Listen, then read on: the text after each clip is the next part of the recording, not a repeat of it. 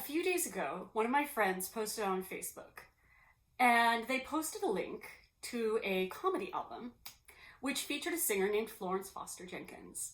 Now, you may have heard of her. There is a film named after her, starring Meryl Streep, about a woman named Florence Foster Jenkins who wants to sing.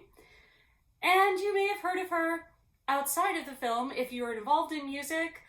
Certainly, while I was in school, Florence Foster Jenkins was a name that was passed around, and everyone would frame it as, oh my God, you have to listen to this. You have to hear this. And something to keep in mind, Florence Foster Jenkins never recorded a comedy album. Florence Foster Jenkins never even recorded an album for public consumption. What Florence Foster Jenkins recorded was an album of 9 songs, 4 opera arias. They were coloratura arias, so some of the most difficult and demanding music to sing, and 5 art songs, several of which were written for her by her piano accompanist. So this album that she recorded was intended for her friends only. Arguably, she made it at the request of friends who said that they wanted an album of her singing. She sold it, I believe, for $2.50. This album was never intended for us to listen to. And if you're wondering, no, I'm not going to share any of it, mostly because I don't have the editing skills to do that at this juncture, but also because I don't think Florence Foster Jenkins would have wanted me to. I don't think she ever wanted me or anyone else outside of her close friends to hear that album. And throughout her life, she carefully limited audiences at her performances. She did not invite the general public to hear her. She was very careful not to. She seems to have some concerns that her singing was not necessarily right for general public consumption. She was finally, late in life, around, I believe she would have been about 76 years old, convinced to do a public performance at Carnegie Hall, at which point the public scrutiny that had concerned her throughout her singing life could not be avoided. And she had a heart attack and died very soon after that performance. And so we can't say that she died of a broken heart, but yeah, it's on the table. It's possible. So let's talk about Florence Foster Jenkins, because she's kind of amazing. She's an incredibly brave woman, and I think she's an inspiration. And she has some wisdom to share with us. Because what Florence Foster Jenkins is quoted saying is, people can say that I can't sing, but they can't say that I didn't sing. And I think that's fantastic. I think we should sing. So Florence Foster Jenkins was born in 1868. She was born into a relatively well-off family. At this time, she was Florence Foster. And as a child, she was a piano prodigy. She performed publicly. It sounds like it may have been pretty extensively. One of her more impressive performances, she did perform at the White House for President Rutherford B. Hayes, one of those presidents that we haven't heard of, but he did exist. He's a real president. As a young woman, she hoped to continue to pursue musical studies. I have heard people say that perhaps that was singing, but I think it's more likely that she intended to pursue piano, and so I kind of tend to believe the sources that suggest that what she wanted was to continue studying the piano in Europe. Her parents refused and basically said that they were not going to fund this. I've also seen it framed as her parents said they would disinherit her, which is something very different, because something to keep in mind is that going to Europe to study is very expensive. Studying music at an elite level is expensive. So for a young woman of that time, there were very few options. Most women who were in the workforce at that time could not make enough money to sustain themselves. And yeah, that's going to be a topic for a later video, because it does come up within the history of the performing arts. It comes up a lot. In fact, for a time, it kind of defines us. So there wasn't an option for her to say, I'm going to strike out on my own and do this. There really wasn't. And what that meant is that her dream of pursuing music, her dream of being a great musician, and I think the fact that she wanted to be a great one is relevant to what happens later on. So that dream was dashed. It was dead and gone. In 1895? No, 1885. Do I even still have that page? I don't think I still have that page. 1885. I'll put something up there if I'm wrong. She married Frank Thornton Jenkins, who was 16, 17 years her senior.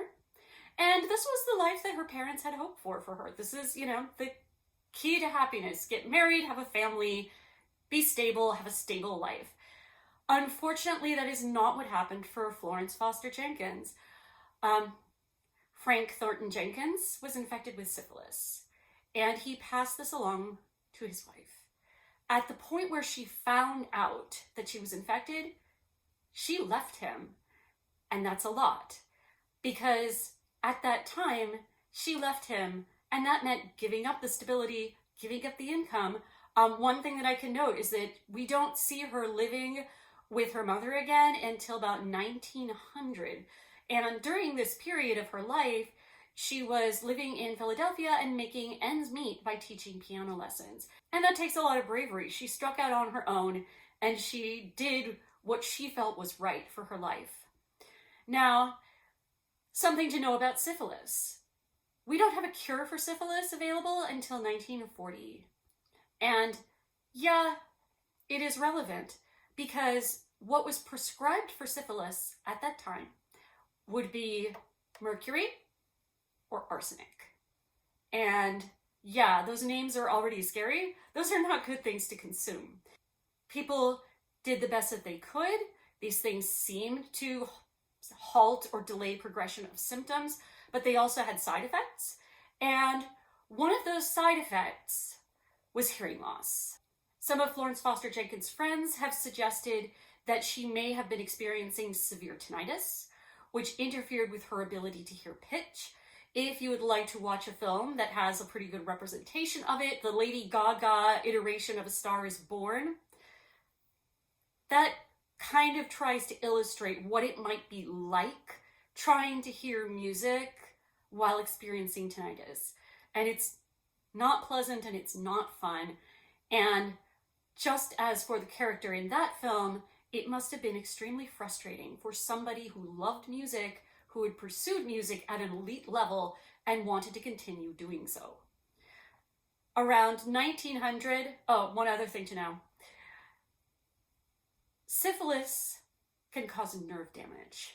At some point in between being a young pianist and 1900, when Florence Foster Jenkins moves to New York with her mother, she experienced some sort of an injury to her arm.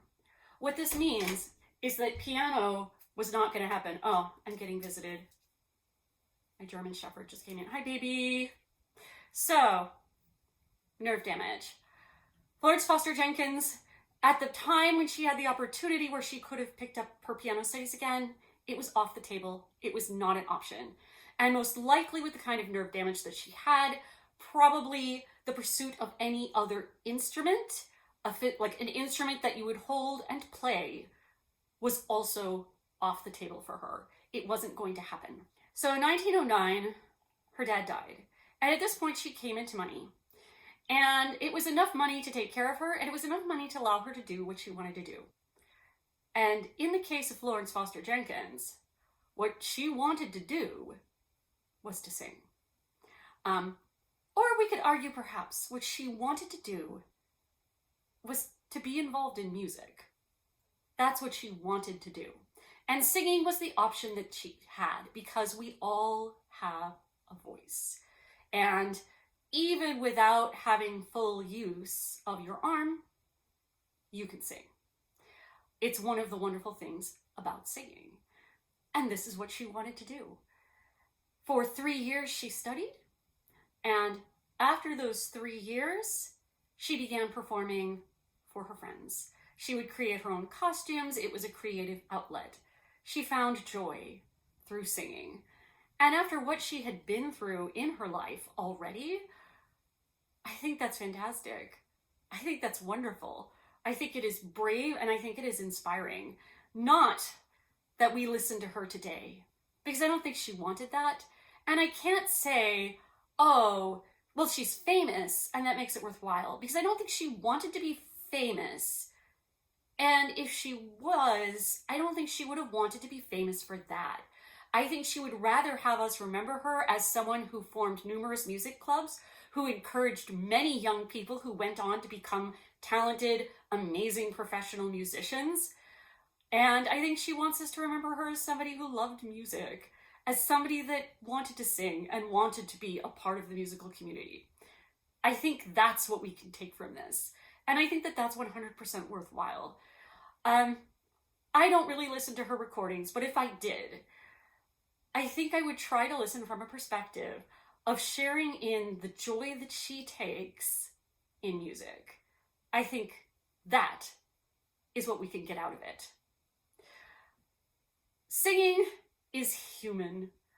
Music is something that's been with us arguably since the dawn of humanity. We are built to sing. We are made to sing. We have areas of the brain that are designed for speech and singing. We share this with songbirds. It's something that's part of being human. And the amazing thing about singing and music is it allows us to express something that goes beyond words. It allows us to share our feelings, our sorrows, our joys, our hopes, our frustration, our anger in a way that is more powerful than words alone can express. It is something so wonderful and so special to have in your life. And it connects us. When we sing together, well, I should say when songbirds sing together, it's like their brains go into sync. All of a sudden, two separate birds become greater than the sum of their parts. And that's what happens for us when we sing together. That's what happens when we come together in a musical, in a choir performance, in a band, or even just singing with a pianist, singing together. It's something that was very hard to give up during the pandemic, and I know that all of us greatly looked forward to having it back in our lives. And if there is one thing that I would like to impart, is that you should sing.